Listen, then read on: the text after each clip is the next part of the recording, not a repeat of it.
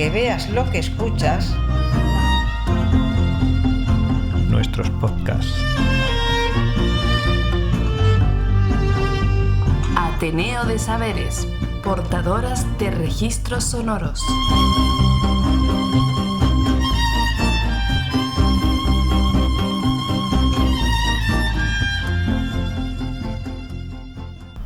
Bienvenidas a este Andurrial. Acomódate para escuchar Tierras de Acá, un programa de Ateneo de Saberes.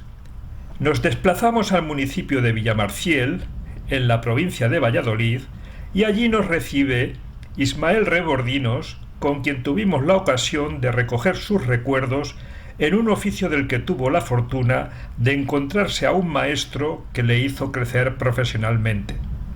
Deseamos lo disfrutes. Bueno, Ismael, ¿cómo tú empezaste en este mundo de tu oficio, ¿no? Pues yo utilizo el mundo de la cal llamado calero, que es así. Yo vivo en un pueblo de la Valla Profunda, donde yo soy hijo de un agricultor. Y yo no tenía ni idea de albañilería, ni de calero, ni de nada, porque efectivamente en mi vida... Lo que pasa es que, como era el mayor y soy el mayor de 6 hermanos, había que buscarse la forma de aportar dinero a casa.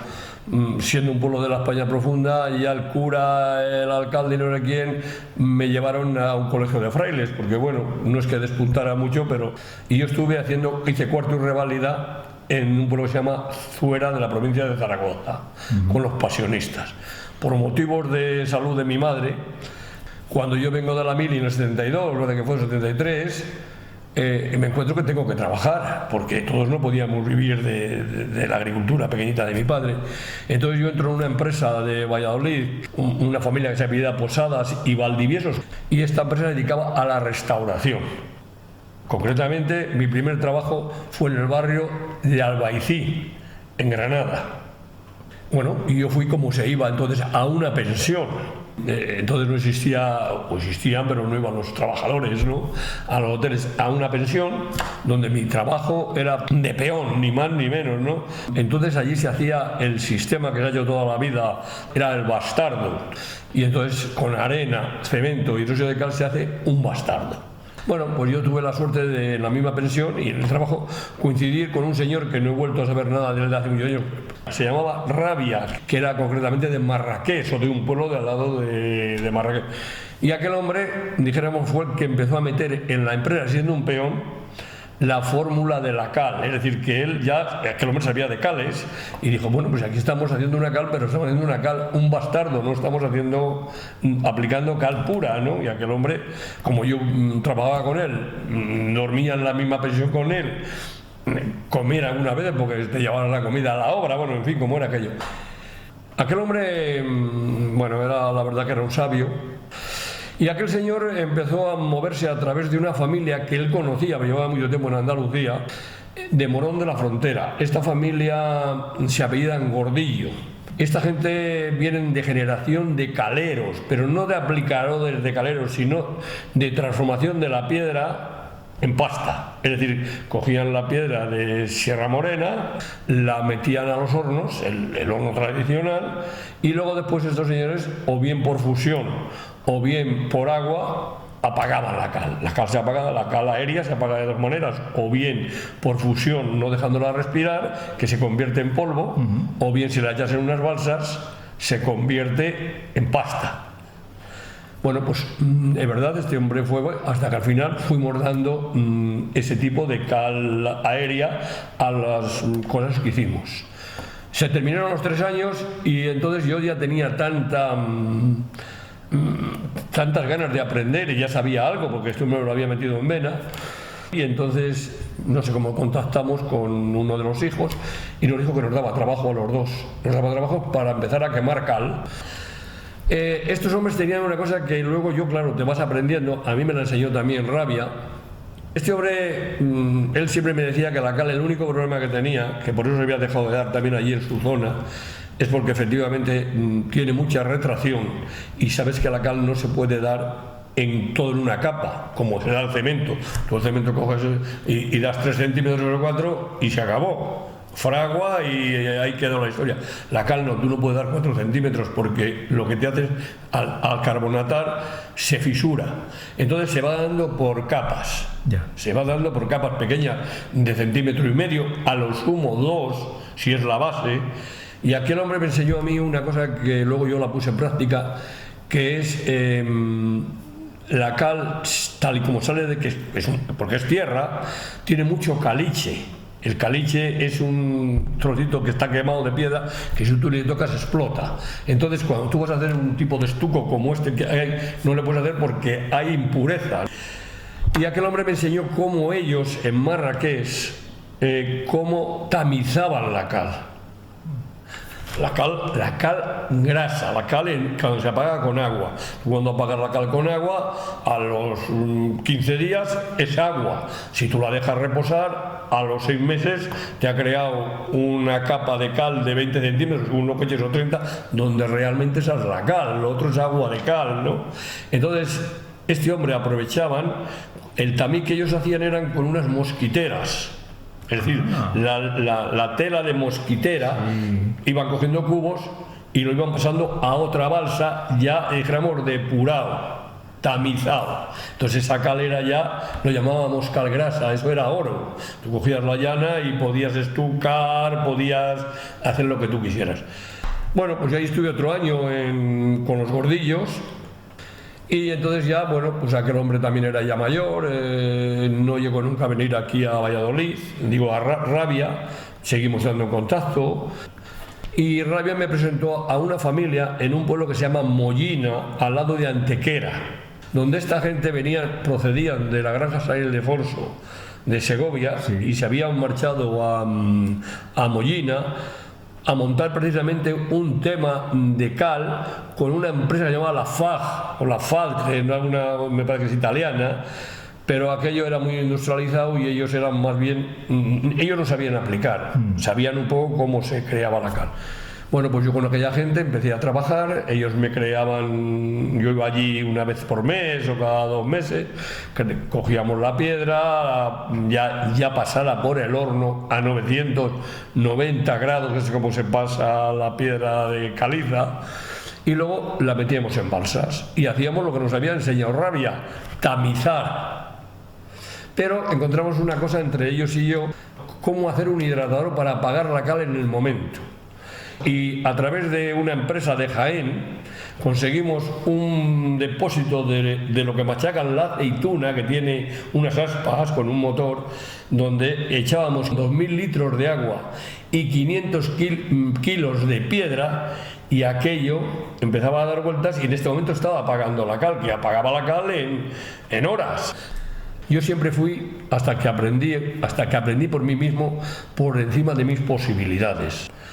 De tal manera, esta es una pequeña anécdota, que restaurando una abadía que era de monjas y ahora está en San Pedro de las Dueñas, un pueblo de Segovia, y fue uno de mis primeros trabajos. Tú sabes que Segovia, tiene una cultura de cal increíble, que la gente no sé si lo sabe. Segovia será la provincia de España, pero con diferencia, quitando toda la Andalucía, que tiene más cultura de revoco.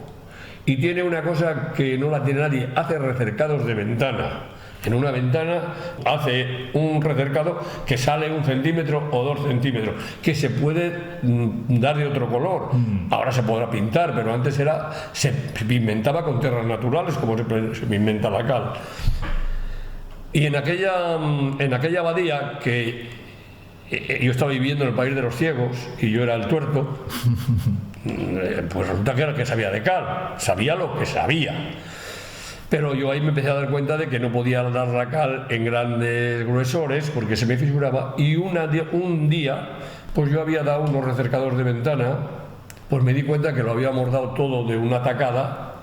Me di cuenta que no lo había hecho bien, porque este oficio nadie te marcaba una directriz diciendo esto tiene que ser así, como yo ahora te estoy diciendo a ti. Yo he enseñado a mucha gente, esto tiene que ser así.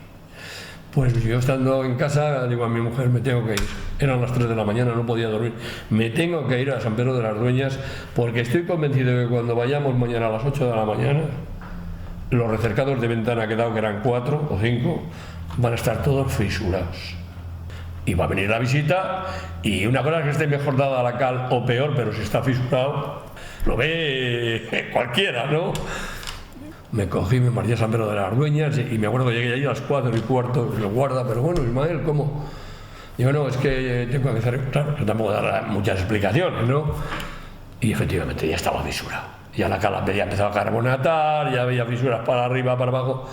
Como estaba todavía verde llamo yo fresquito, pues cogí mi paleta, quité, lo quité todo. Vino la visita, coño, todo tan bonito, porque...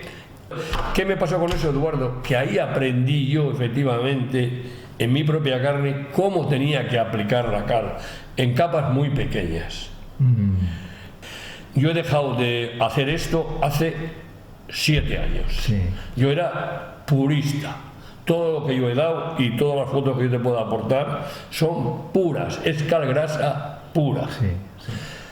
Ismael, vamos un poco por partes, es decir, los trabajos que tú has hecho a lo largo de tu trayectoria profesional han sido, bueno, trabajos de revocos, trabajos de estucado, trabajos de grafiados. Correcto. Que entiendo que cada una de estas técnicas o labores son oficios en sí mismos, ¿no? Correcto, totalmente. Porque el estucado serían estucadores, los esgrafiados serían esgrafiadores. Correcto. La martillina, que se utiliza mucho en Madrid, sería gente que hiciera martillina. Todos estos tipos de trabajos tú los has realizado como un hombre del Renacimiento, ¿no? De todos ellos. Correcto. Mi abanico era todas las posibilidades que tenía la cal. Desde el revoco tradicional, desde el revoquillo, que ya son 2 capas, desde el estucado, que son 3 capas, porque claro, hay que dar la fina, desde la martillina, que se abujarda como si estuvieras abujardando la piedra. De hecho, en Madrid, fíjate en ello, hay muchos zócalos que parecen piedra y es mentira, es cal, pues están como abujardados. De hecho, el cementerio, si quieres comprobarlo, el cementerio de San Isidro, el de 1811, en el barrio de Carabanchel, me parece que es, toda la parte antigua está revocada por mí y la martillina hecha por mí. También, bueno, cuando digo por mí y por mi gente, ¿no? Sí. Entonces yo tengo que, dijéramos, aprender todo ese tipo de trabajos. Sí. Cuando hablabas de esgrafiados, yo no sabía hacer esgrafiado en 2 colores, que es lo que también nos enseñaron los árabes. Tú sabes que hay esgrafiados, hasta en 3 podría haberle, pero bueno, lo normal es en 2, que la parte del fondo sea en rojo y el relieve sea en blanco. Eso no se hace pintando, eso se hace sacrificando capas de cal. Sí. Es decir, que eso, para mí, el trabajo más bonito de la cal es el esgrafiado. Mira, del esgrafiado había oído de que en España al menos había 2 tipos de escuela, ¿no? El esgrafiado segoviano. Ese es uno. Y el esgrafiado catalán. Hay una cultura terrible en Cataluña y en Baleares de la cal. Hablando de iglesias mozárabes, 3 de ellas están en Castilla y León. La primera iglesia mozárabe que se restaura, hay un pueblo mayor que se llama San Cebrián de Mazote, está al lado de Urueña está amurallado, que ahí hay una iglesia mozárabe. Y la vinieron a dar la cal cuando lo restauraron unos catalanes. Y yo estuve allí, pues de mirón muchas horas, porque me interesaba mucho. Además era gente bastante mayor, yo rápido tomé mucha relación con ellos.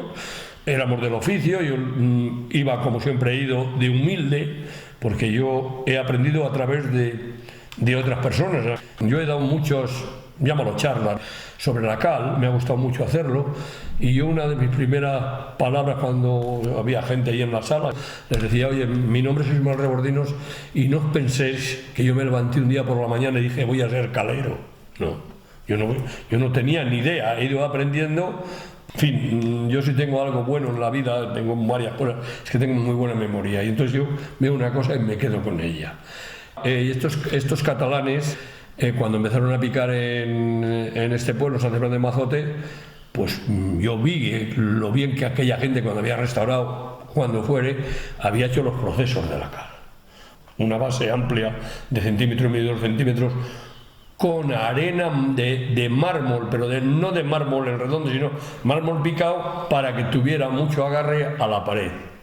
Y queda los ojos abiertos de la cal Y cuando vas a dar la segunda capa, que ya va con una granulometría de 1 milímetro, eso lo que hace es insertarse una sobre la otra. Eso es lo que nos enseñan los árabes. Los árabes nunca dan 2 capas o 3 superpuestas.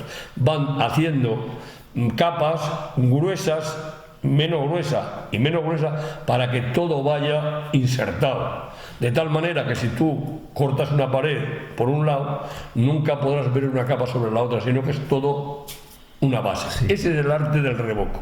Y esa gente que lo había hecho en San Sebastián de Mazote, lo habían hecho perfecto. El arte del revoco y es el arte también de la cal. Y la cal, digamos, es una materia prima muy ancestral que viene siendo utilizada pues desde el tiempo de, bueno, los romanos fueron y anteriormente los griegos. También. A ver, los griegos ya hacen trabajos finos con la cal. Y son construcciones muy sólidas, porque la cal es lo que ha dado consistencia a muchos de los edificios antiguos, medievales, que al día de hoy todavía persisten, ¿no? Sí, señor. Y bueno, también incluso en los frescos, ¿no? Con los estucos que decoran gran parte de estas construcciones y de estos edificios. Correcto. Lo cual la cal entraña, digamos, una cultura y un arte que es un material muy noble, ¿no? Es bondadoso. La cal es un material, yo siempre utilizo muchas palabras, bueno, las he ido cogiendo, las he ido utilizando y me gusta decirlas. La cal no tiene más que bondad. No tiene más que bondad porque su proceso es un material vivo, es una tierra viva que sale, bueno, el cemento sale también de la tierra, ¿no? Pero el cemento, su sistema es fraguar 21 días de así y ahí acabó. Y además el cemento fragua al contrario que la cal no fragua sino que carbonata. El cemento fragua de fuera para adentro, está metiéndote humedades a tu casa, y la cal es al revés, la cal carbonata de dentro para afuera. De tal manera que si la cal detecta que hay cambio de climatología, ella misma cambia la forma de, no es que se cierre, pero cambia el proceso. Entonces, ¿qué es lo que pasa? Que tú estás viendo ahora mismo que hay humedad en una pared y la cal lo que está haciendo es sacándola para afuera, y muchas veces habrás encontrado en paredes de cal que hay como moho, como que incluso lo puedes coger con la mano. Eso lo que está haciendo es, dijera, evaporando el agua para afuera. Con lo cual, que es lo que vamos hablando, no es más que bondadosa. Tiene tantas bondades, tiene tantas formas de tratarla, como tú bien has dicho, revoco tradicional, revoquillo, que es con 2 capas, estucos, esgrafiados, martillinas, incluso hasta un falso estuco que se puede hacer con agua. Es decir, con un trapito de agua ya no queda tan... Porque la cal está durante 1000 años carbonatando, está viva. Por eso digo que es bondadosa. Pero desde que yo tenía 28 años, ahora que tengo 73, he estado enamorado de la cal y sigo estando enamorado de la cal. Pero fíjate, Ismael, que no solamente como la cal como un elemento de construcción o incluso elemento decorativo, ¿no? Como materia prima, sino también en muchos pueblos de Castilla-La Mancha las paredes de las casas se jalpegaba con cal. La cal, digamos, bueno, es un insecticida. Es un insecticida. Lo para que yo creo, no lo afirmo. ¿Por qué sale el cemento, como tantas cosas van saliendo, y se deja de aplicar la cal? Porque yo no digo dar, siempre digo aplicar. Porque efectivamente para el operario de turno, para la empresa que empieza a crearse ya en aquella época, era muy lioso.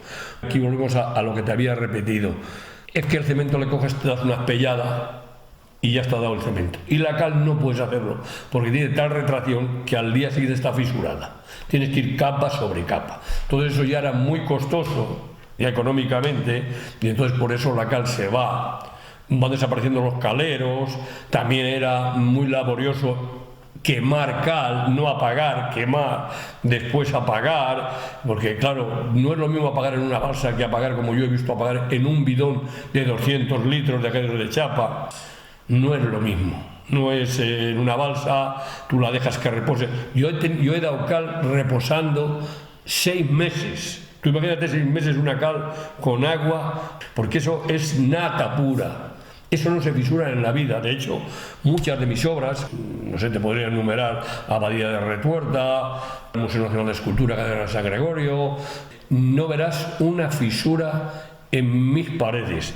No porque yo sea el mejor calero o aplicador del mundo, porque dijéramos que me han convergido las dos cosas: saber quemar la cal en el horno, saber apagarla y saber aplicarla. Humilde soy todo quieras, pero de la realidad se hace una virtud. Sí. La cal, como tal, hay que tenerla un respeto a la hora de manejarla. Total. Es delicada. Total, muy delicada, muy delicada. Entraña riesgos. Por eso no hay caleros, por eso no hay aplicadores de cal. A día de hoy, junio de 2023, no encuentran caleros, que nadie se quiere arriesgar a meterse con la cal, porque efectivamente es delicada, hay que saberlo hacer, pero no tienen más que un secreto. Es que yo me gustaría que la gente le empezara a perder respeto y tuviera cariño hacia este material que es tan bondadoso. Es que hay que darlo en capas, desde más grueso, menos grueso y terminar con lo fino. Y ahí no tendría nadie ningún problema, pero es más fácil coger el monocapa, una máquina y darlo de un viaje y hasta luego, Lucas. Este es el problema. Por eso, dijéramos, hemos vuelto otra vez a perder el oficio. Una de las técnicas con la cal es el esgrafiado decorativo, ¿no? El que luce en las fachadas. Es una técnica de exterior, ¿no? Correcto, correcto. Que la haya visto esgrafiados en fachadas es maravilloso, digamos, esas filigranas. Es un arte, ¿no? Es un arte. Lo importante es utilizar el material adecuado, la cal adecuada, no la que vende el tío Pepe y Perdón en el almacén. Estamos hablando de cal de verdad, porque cuando hablamos de una cal que viene ensacada, tiene un montón de conglomerantes, un montón, de cosas que echan. Pero el esgrafiado en sí no es difícil. No es difícil, me refiero a hacer un esgrafiado, porque al fin y al cabo es coger una plantilla como esta. Y si tú das una pared perfectamente de cal y colocas la plantilla, mis 5 dedos así, y yo con una cuchara llamamos a un artilugio para ir... Vas vaciando. Voy vaciando, al final me quedan los dedos y la mano perfecta. Es como un bajo relieve. Un bajo relieve. El tema del esgrafiado tan bonito que luce tanto en las fachadas de Segovia, pueblos y Segovia capital, es hacerlo en 2 colores. Para hacer un esgrafiado de 2 colores, lo primero que das a una pared es la base. Siempre que hablamos de cal, hablamos de base. Yo lo traspolo siempre a una familia. Si en esa casa hay base, todo lo que venga detrás va a funcionar. ¿Cómo se hace un esgrafiado en 2 colores? Pues tú primero das la base y tú lo que haces es dar el color que va a llevar el fondo de ese esgrafiado. Tú imagínate que decimos, pues queremos hacer un esgrafiado en mi fachada, que yo quiero que sea un color azul añil, o llamarlo azulere, pero es color azul añil. Ese color hay que primero dejar que se seque, porque la cal no se puede dar capa sobre capa, tienes que dar una capa, dejarlo 15 días que carbonate, das la segunda, en este caso que estamos hablando, para que sea la base del esgrafiado. Y cuando también has dejado secar esa capa, ¿de qué color vas a hacer el relieve? Ese dibujo que tú estás diciendo, un lazo, un corazón, lo que quieras, 1000 cosas que hay, pues ya lo das. Imagina que es un color blanco sucio, pues das el color blanco sucio. Y ahí es donde hay que trabajar rápidamente, porque tienes que empezar a colocar la plantilla y con la cuchara empezar a vaciar. Tú has intervenido en edificios de patrimonio nacional, edificios históricos, ¿no? Sí. De lo que ha sido tu carrera profesional en estas intervenciones, unos antepasados que hicieron aquello y que a lo mejor tú al observarlo hayas visto cómo está hecho esto. El 50% de lo poco que yo sé me lo han enseñado los mismos edificios. Fíjate que es curioso. Porque yo, cuando alguien me mandaba a hacer, en este caso la Junta o Patrimonio, o la Fundación de Patrimonio, o el Arzobispado, yo picaba más que hacía. Me gustaba más ver lo que había antes de empezar yo a trabajar que dar la cal, porque ya tenía yo gente que sabía aplicarla. Por lo tanto, yo utilizaba mucho la piqueta. Yo, cuando empezaba la obra, yo me ponía en el andamio con mi mono, con mi gorro, y yo con la gente, que si éramos 3 picando, 4, yo estaba con ellos para ver lo que iba saliendo allí, porque esto es lo que te enseña cómo estaba construido el edificio. Y efectivamente, que todo estaba hecho en 2 o 3 o 4 capas. Y yo me fijaba mucho cuando picábamos en las granulometrías de las arenas. En un pueblo que se llama Coín, que es un pueblo de Málaga, hay una gravera que es mármol, y entonces yo todas las arenas las he utilizado ya de allí, porque yo, y cuando, por ejemplo, yo restauré la Colegiata de Medina del Campo, que está en plena Plaza Mayor, aquella gente utilizaba la arena del río, pero estoy convencido que aquella gente la cribaban, porque la base no puedes dar con tierra, porque si tú estás metiendo arena con tierra, lo que estás haciendo es creando una argamasa que al final se te fisura. Entonces la base tiene que ser nítida, tiene que ser base. Entonces de ahí es donde iba yo copiando lo que tenía que hacer. El trabajo con la cal, no ha habido tanta evolución tecnológica en ello, ¿no? Es decir, que los primeros que empezaron con ello y utilizaron aquellas técnicas, se ha ido continuando con el transcurso del tiempo porque estaban muy bien empleadas. Correcto. De hecho, es que no hay que ir a Deusto. Cualquier edificio que tú veas que no se le ha tocado, desde entonces, que hay muchos de Castilla y León, están con las técnicas de entonces. Y si acaso, si hay un desconchón en una pared y tú eres observador y te fijas y dices, joder, si está lo mismo que se hacía antes, se ha quitado la piedra de melocotón, pero es porque había una gotera en un tejado y ha caído el agua y se ha metido por dentro y lo ha ido ahuecando, si no, no se caería en la vida.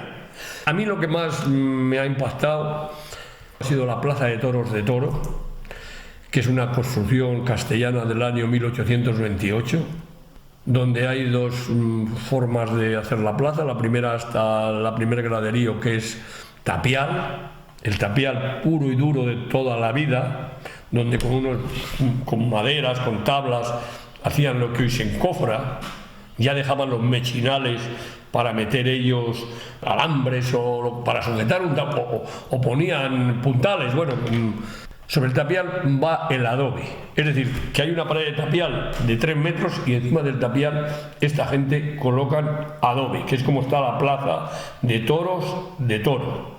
Y ya, dijéramos, para adornarla y protegerla, lo que hacen es un revoco, que no es un revoco, es con barro, darla toda de barro, tanto tapial como adobe.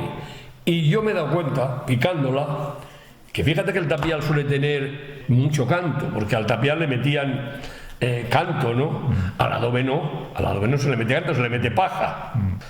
Bueno, pues tenía la misma adherencia en el tapial que en el adobe. Yo di la base de cal con arena de mármol, pero en 1,5 centímetros, machacada, no en redondo, sino machacada con aristas para que se enganche en el tapial y en el adobe. Yo di 8.000 metros toda la plaza por dentro y por fuera. Eso sí, coloqué que se hacía en la época, no habría malla conejera, pero bueno, ellos, sobre todo yo lo veía mucho en los cargaderos de madera que ponían el esparto aquel para que no se les fuera. Y ahí está la plaza, impoluta. La cal cada vez carbonata más iba, porque la cal va buscando su color, que es su color blanco. Al carbonatar ella va buscando va buscando el aire, va buscando el sol, y ella blanquea. En las muchas intervenciones que tú has hecho en edificios históricos, a la hora de coger la piqueta, pues te habrás encontrado con alguna sorpresa, ¿no? De probablemente descubrir algo insospechado. Con muchas. La última ha sido en Villalón de Campos. En Villalón de Campos hay una iglesia que se llama la Iglesia de Santiago. Podemos decirlo porque sí, hay que decirlo, ¿no?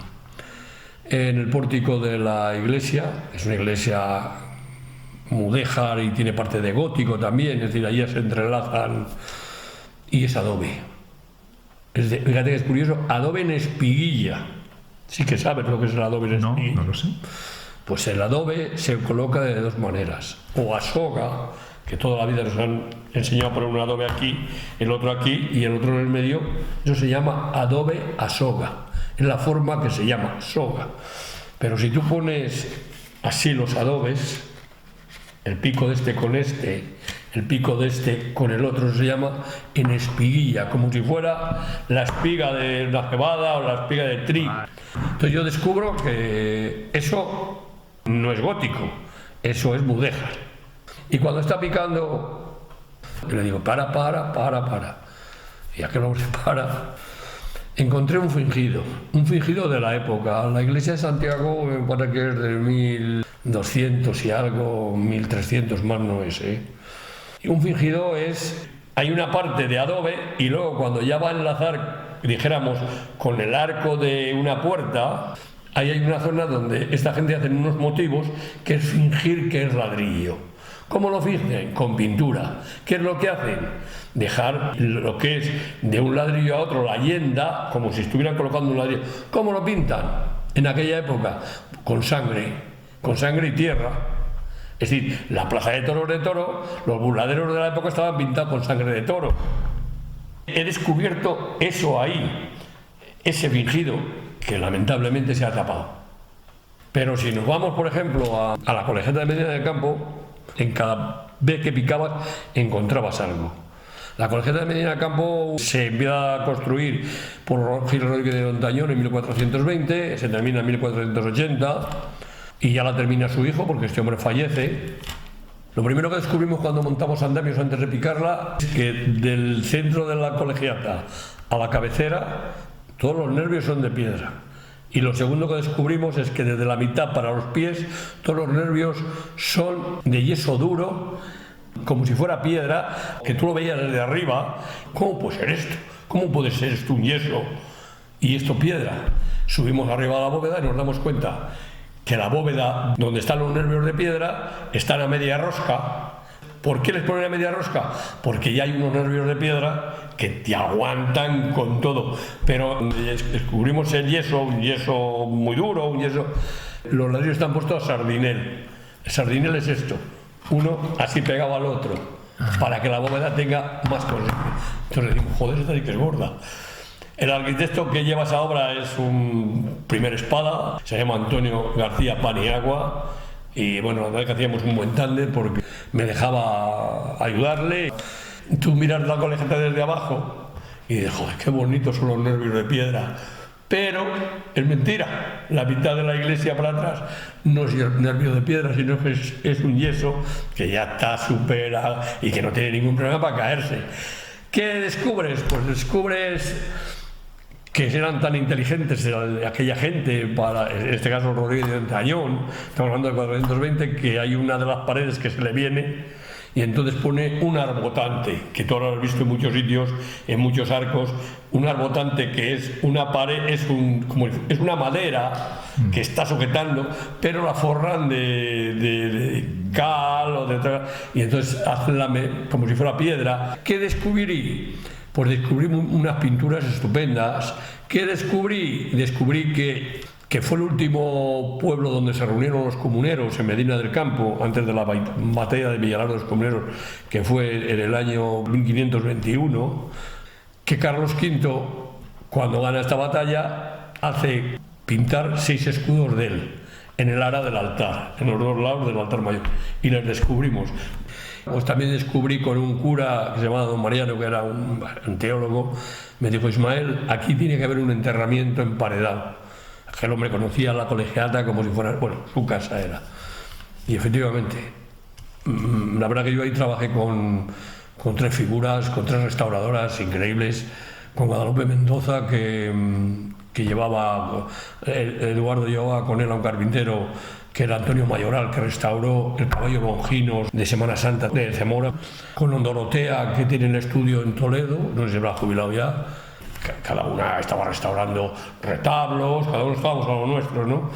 Y Don Mariano y yo una noche nos quedamos y se quedó Dorotea, porque me acuerdo que Dorotea estaba restaurando el retablo de la Ascensión, y hago yo así con una maceta y siento que está hueco.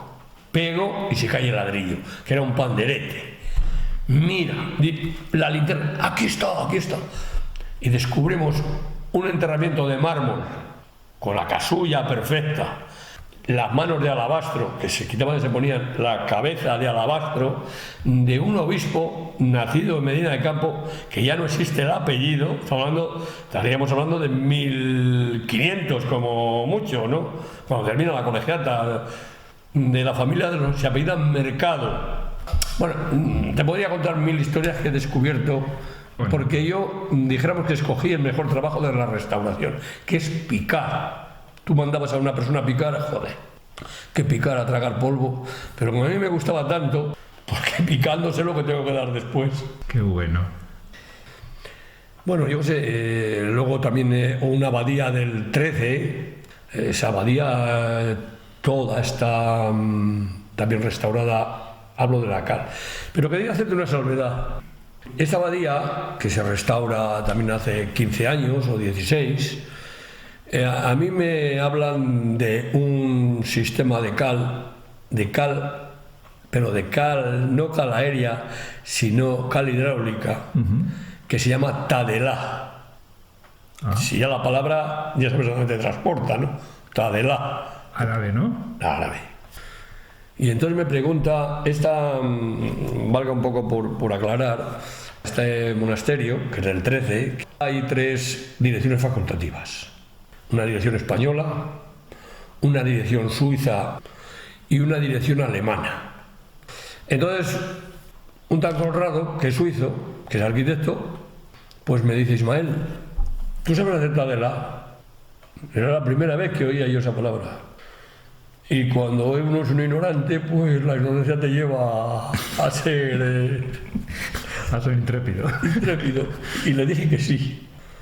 Bueno, pues empezamos a hablar del Tadelá, que se estaba utilizando mucho ya en Alemania, había gente muy tal que se utilizaba en los baños, que va, y yo empecé a indagar y me marché a Marrakech.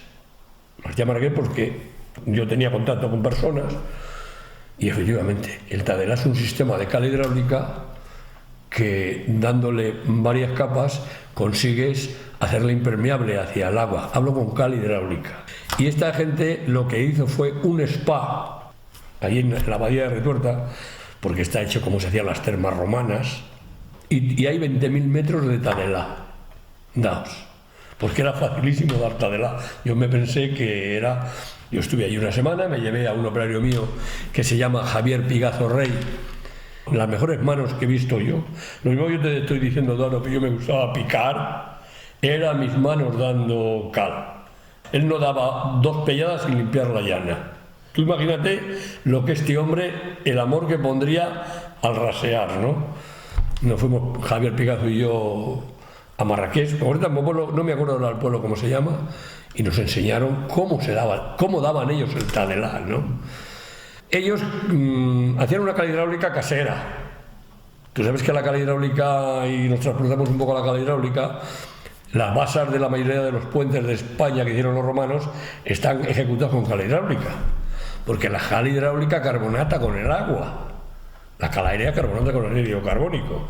Entonces, claro, tú no puedes meter una cal grasa con el agua porque ni la deja carbonatar y la vuelve líquido, ¿no? Sin embargo, de hecho, cuando tú estás dando cal hidráulica, que también la he dado yo, claro, tienes que tener el guisopo, tienes que tener un cubo, una escoba, un cepillo, y la tienes que ir llenando de agua para que no transmita rápido, porque ella, como tiene tanta fuerza, que la cal hidráulica, a la hora de meterla en el horno, que se quema como la otra, está a 1200 grados.